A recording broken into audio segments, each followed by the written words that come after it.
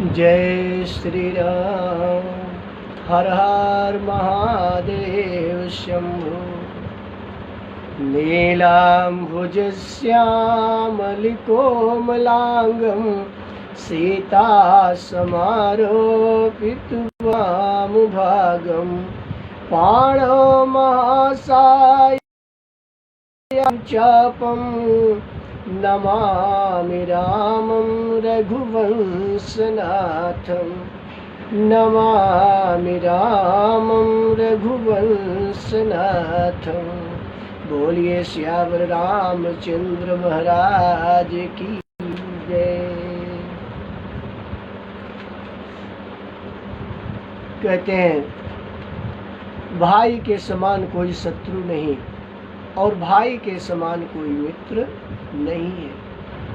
विपदा में, आपत्ति में भाई सदैव साथ देता है। कितना भी अनबन हो, कितना भी आपस में दुराव हो, कहते हैं जिस पेड़ का छिलका होता है उसी पेड़ में लगता है। अपने खून की धारा अपनी तरफ ही बहती है। इसलिए जहाँ तक संभव हो भाई से बैर, भाई से शत्रुता कभी नहीं लेनी चाहिए। कहा गया है कि संसार में बहुत सारे रिश्ते बनाए जा सकते हैं, मिल जाते हैं, बन जाते हैं, लेकिन भाई जैसा रिश्ता इस संसार में कभी बनता नहीं है। भाई बड़े भाग्य से मिलता है। इसलिए भाई जैसे बहुमूल्य रत्न का हमें समुचित ध्यान रखना चाहिए। दूसरे की डांट सुनने से अच्छा है। बहुत ही उच्च विचार थे। कहते हैं दूसरे की डांट सुनने से अच्छा है कि अपने की डांट सुने। भाई अगर कहता है तो उस बात का बुरा मानना नहीं चाहिए। दूसरे बहुत सारे लोग कह के चले जाते हैं, गाली दे के चले जाते हैं, उसको अपने सुन लेते हैं। एक सुविचार पढ़े थे, एक बार ध्यान आ रहा है कि कहते हैं जो आदमी अपने माँ और बाप का पैर पकड़ता है, पैर छूता है, उसे दूसरे के पैर छूने की आवश्यकता होती नहीं है। इसलिए अपने बड़ों का सम्मान करें, माँ बाप पर श्रद्धा बनाए रखें, माँ बाप का निरंतर चरण स्पर्श करें। दूसरे के पैर पड़ने की आवश्यकता नहीं पड़ेगी। बोलिए हर हर महादेव। आज यही प्रसंग है। कहते हैं रावण ने विभीषण को जिस क्षण लंका से निकाला, ठोकर मार, उसी क्षण संपूर्ण लंका नगरी ऐश्वर्य विहीन हो गई।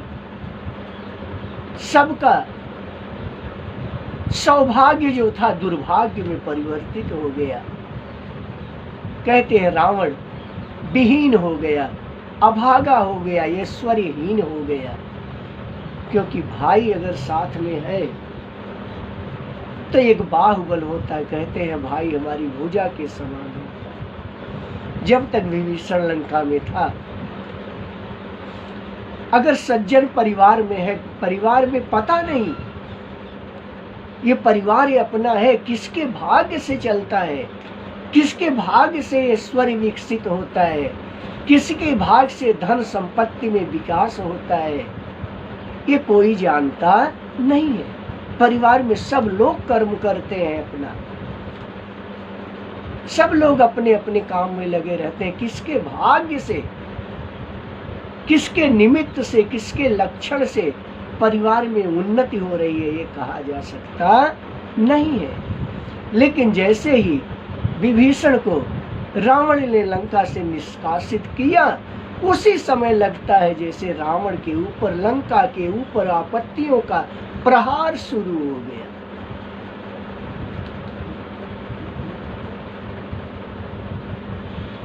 रावण को इस बात का रंच भी मात्र अफसोस नहीं, केवल कि रावण के अंदर अहंकार का जन्म हो गया। एको अहम द्वितीयो नास्ति। रावण अपने आप को महान पंडित, महान विद्वान, महान बलशाली और योद्धा समझता था।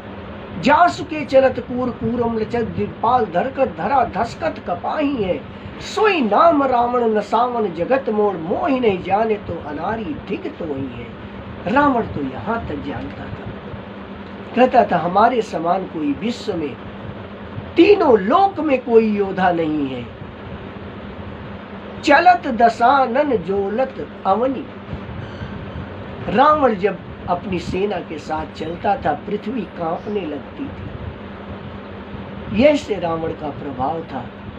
लेकिन कहते हैं जब विनाश होता है, आने को होता है, तो बुद्धि अपने आप परिवर्तित हो जाती है।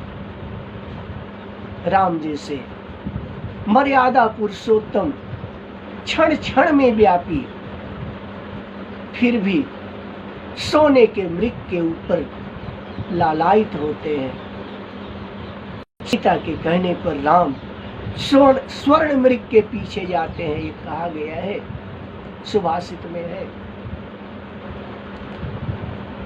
कि असंभव मृगस्य जन्म तथापि रामो लुब्से मृगाय, प्रायः समापन्न विपदे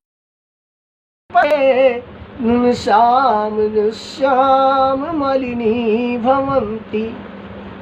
इस संसार में स्वर्ण का मृग होना असंभव है, जिसकी कभी कोई कल्पना नहीं की जा सकती। लेकिन फिर भी राम उस स्वर्ण के मृग के पीछे लालायित होते हैं, उसका वध करने के लिए जाते हैं, और परिणाम ये होता है कि सीता हरण होता है। कहते हैं कि मनुष्य का जब दुर्भाग्य आता है तो बहुत से बड़ा विद्वान आदमी हो, बुद्धिमान आदमी हो, ज्ञानी आदमी हो, फिर भी उसकी बुद्धि मलिन हो जाती है।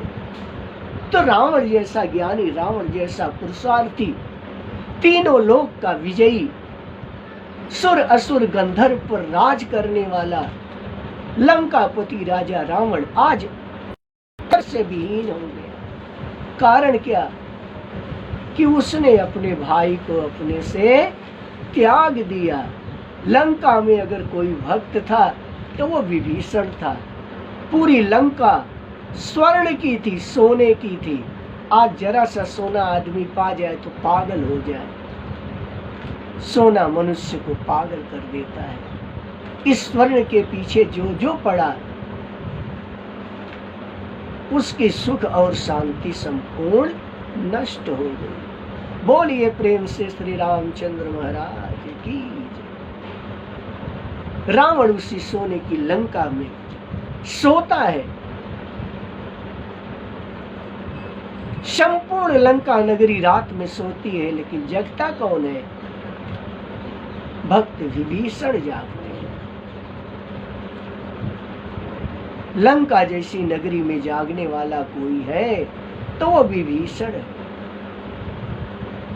और उसी विभीषण के ऐश्वर्य से, उसी विभीषण के पुण्य से लंका में सुख शांति थी।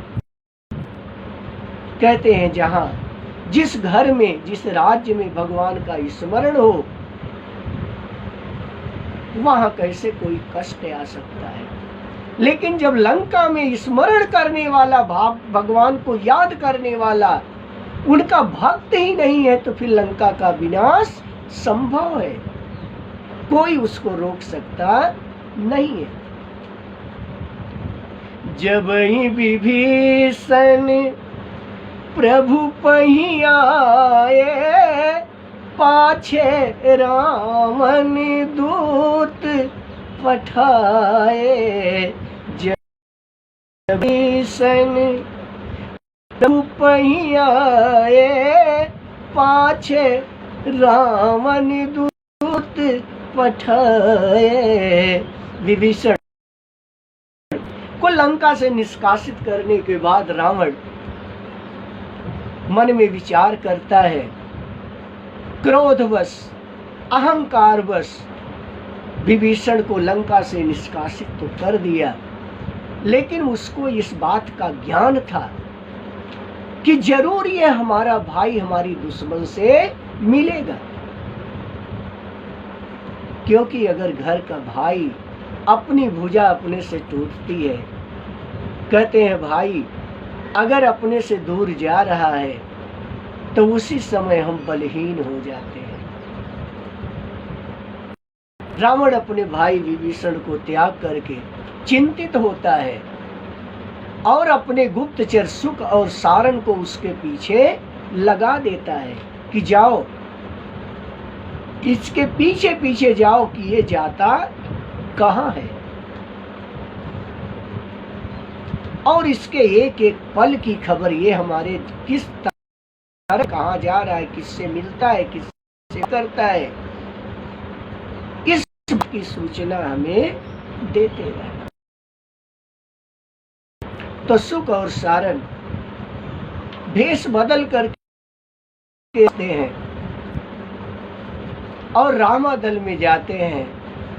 तो किस तरह से विभीषण का मान सम्मान वहां होता है, किस तरह से राम जी विभीषण को अपने समीप बिठाते हैं,